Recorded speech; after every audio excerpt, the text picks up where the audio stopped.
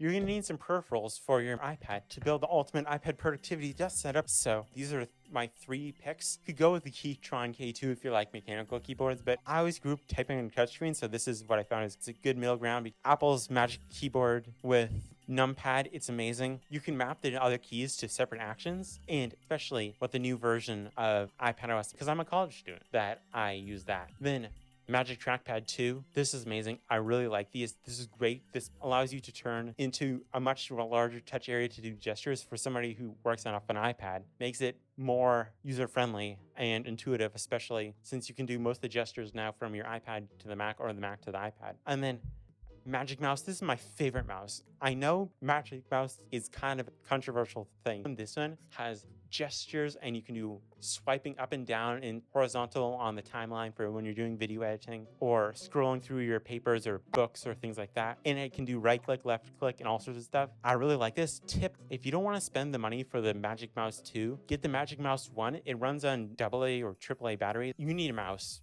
Mouse is a specific pointer device. If not, I would probably recommend the MX Master series from Logitech, but this is great because if you're going to be sitting all day or walking or whatever you're going to be doing at your desk, you want it to look nice. So all the affiliated things linked in the video description, check those out. They're amazing. I love them. Don't forget to like, share, and like if you liked it because it really does help.